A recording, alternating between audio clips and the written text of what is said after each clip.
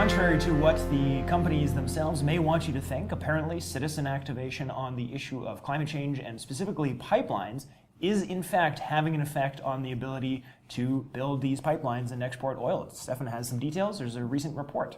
Yeah, so the report is actually from Oil Change International and the Institute for Energy Economics and Financial Analysis. And it's called How Public Accountability is Slowing Tar Sands Development. Pretty straightforward title. And basically the whole thing is they basically crunch numbers. It's a number crunching report about how much was actually, what can be actually tied to citizen action. Most of it is actually tied to the Keystone XL, but all energy other pipelines are included in this sort of report as well. And basically it comes down to the fact that as it's becoming more and more clear, it's interesting that this is actually becoming more of a conversation piece, which is that everyone is now talking about the bottleneck of oil in Alberta. When this wasn't even a conversation being had a couple years ago, it's now become a conversation about how much, about the fact that none of these pipelines have actually succeeded to go through yet, and therefore there is actually quite a bottleneck, which is actually preventing development of the tar sands. So some of the interesting things from this report is that it's already, even for these, due to this bottlenecking, has already made it financially non-viable for 3 tar sands projects, which were canceled this year.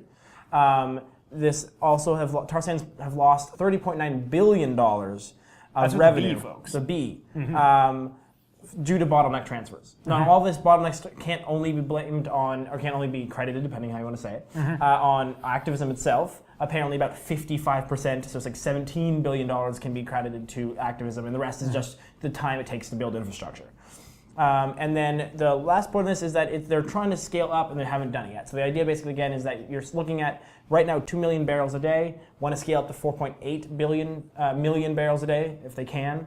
And all of this bottlenecking is what is actually stopping them from doing that. And this actually led to something interesting, which is that leading industry experts have started already to actually decrease what they actually anticipate the tar sands will be able to make because of this activism. Yeah. Well, I have a couple of quick takeaways about this, Stefan. One of them is that sort of to re-emphasize the fact that Canada traditionally does not think of itself as a major player. I mean, many of our politicians like to, Stephen Harper being case example one, sort of, make a big deal about Canada. In a lot of ways, we have a lot of authority.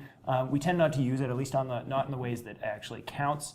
But I think that it's being increasingly relevant to sort of let Canadians know, because I don't think Canadians understand this, that Canada is in many ways the quote-unquote battlefield for this fight, in many, many, many ways, right?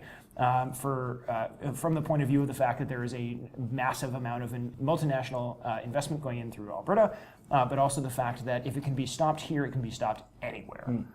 The second point I just want to make is that Canadians like to pride themselves on being polite, and the line from that movie that I love with Colin I'm blanking on it now. Stay classy, San Diego. Yeah. Yes. So Canada likes to, Anchorman, thank you, likes to be like, oh, stay classy, Canada. In this case, I think Canadians are not being classy. I think they're being complacent. And we need to wake the hell up and do something about it. So if you're sitting there on your armchair and thinking, well, this is, seems important, but I don't want to cause a stink. Let's not be rude about it. We need to speak up, folks, because guess what? It works.